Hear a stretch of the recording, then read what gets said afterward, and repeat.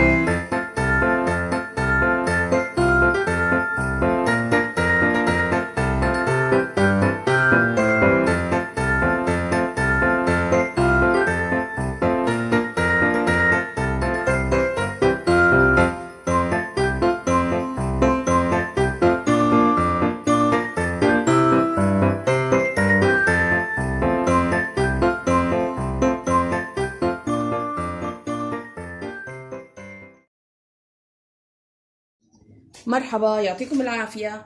تعالوا سوا مع بعض نعمل كيكة بيتية، كيكة سهلة وسريعة. أنا عملت لكم الكيكة قبل هيك، بس هالمرة حعملها مضاعفة، وحعمل نصها بالشوكولاتة والنص التاني حعمله بالفانيليا زي ما هو يعني.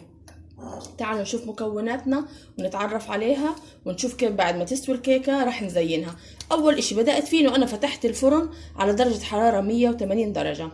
طيب هالوقت أنا معايا 5 بيضات، كاستين سكر من نفس معيار الكاسة، كاستين سكر، كاسة وربع زيت نباتي، كاسة عصير، ممكن تحطي حليب عصير اللي بدك اياه بتستبدليه، معلقتين بيكنج باودر، معلقتين خل، لا اسفة معلقة واحدة خل، رشة ملح صغيرة حنحطها على الطحين، 4 معالق فانيليا، معلقتين كاكاو بودرة، و5 كاسات طحين، 5 كاسات طحين بنفس المعيار.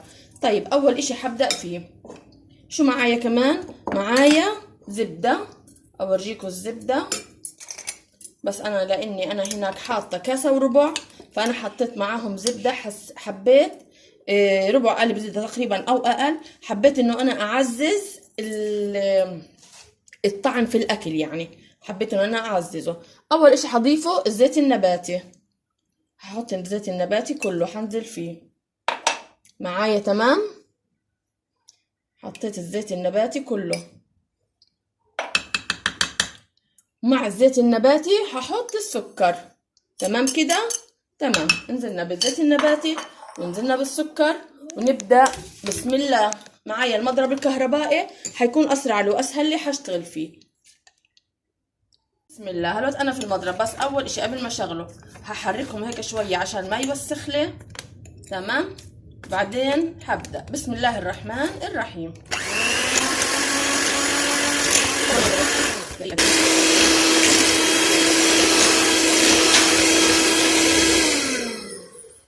تمام تمام. هتلاقوا انه لسه في بواقي زبده، ما تقلقوش وما تخافوش، كلها هيتها حدوب. هلا انا حنزل بالبيض، هنزل البيض كله، وبعد البيض انا حنزل بالفانيليا، هحط الفانيليا عشان ما يتركش عندي اي زنخه.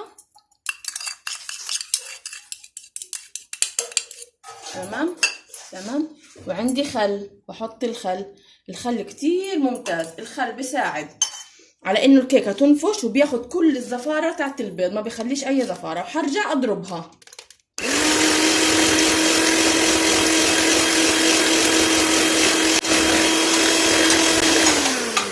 شايفين معايا كيف صار؟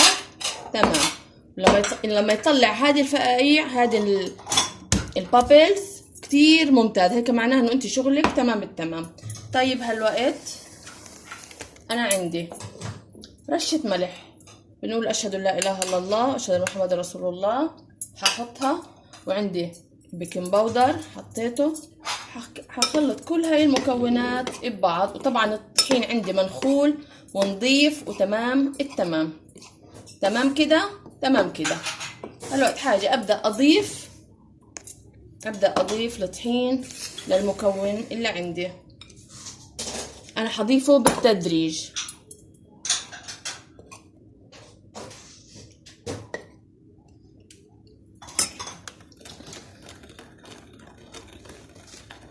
بعدين هفتح خليه يتداخل عشان بس ما يوسخش حواليه.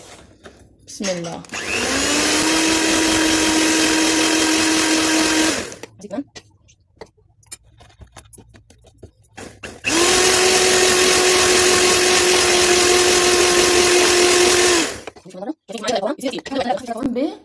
بالعصير انا اخترت عصير مانجا. انا حطيت كمية من عصير المانجا. اي نوع عصير بتحبي تضيفيه ضيفيه، بتحبي تضيفي حليب ضيفي حليب. تمام تمام.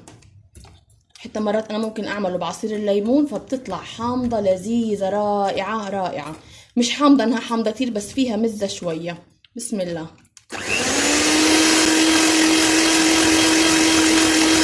طبعا انتوا شايفين عشان الكمية كبيرة فانا بنزل فيها بالتدريج وبشتغل وبسكر. لكن هالوقت بعد ما خلصت كل الكمية معايا انا ايش اعملها كلها مرة واحدة،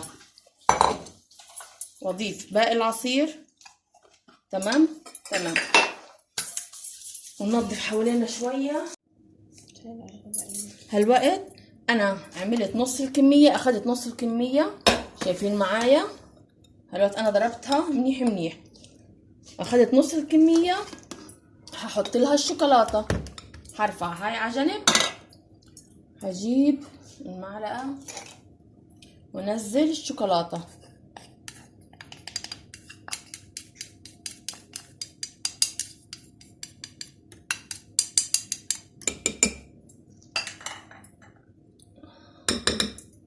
انت ليش ضليتي؟ سوري هاي بالغلط.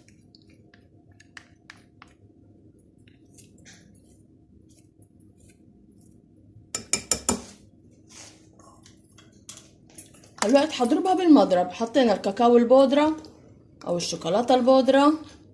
هالوقت انا حضربها بالمضرب.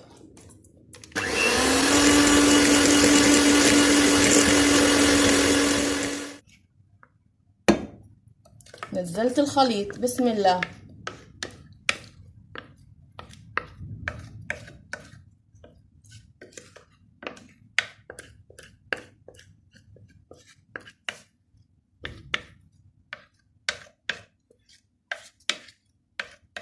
تمام تمام.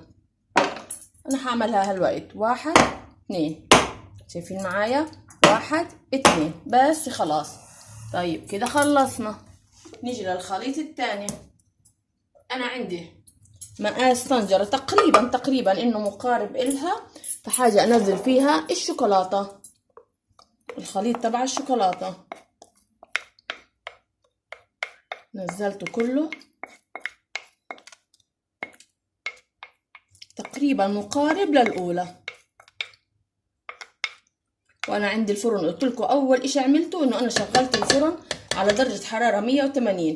الفرن عندي شغال برضه 1 2 على اساس لو فيها هواء يطلع فيها هواء يدخل. تمام التمام.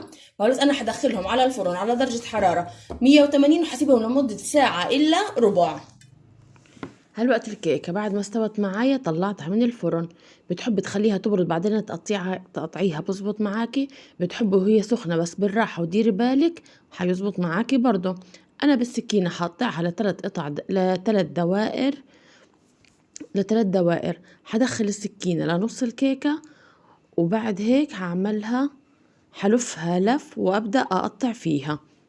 حتطلع معاكي بكل سهولة ان شاء الله، ولازم تسيبيها تبرد على التمام، وبعد ما تبرد تبدأ تشتغلي فيها. هالوقت انا كنت عاملة الكريمة وحطها في التلاجة. اول اشي ححط عليها قطر. القطر حيدي الكيكة طراوة ولذاذة كتير كتير، وكلنا بنعرف طريقة عمايل القطر. وانا كنت عاملة الكريمة وحطها في التلاجة. الكريمة عبارة عن باكت كريمة مع نص فنجان مية باردة. نص فنجان مية باردة وحضربه منيح منيح. أنا هنا استخدمت 3 باكيتات كريمة. حطيت لهم مية باردة وضربتهم منيح منيح وحطيتهم في التلاجة لحد ما الكيكة معايا استوت وبردت، وبعدين بدأت استخدم.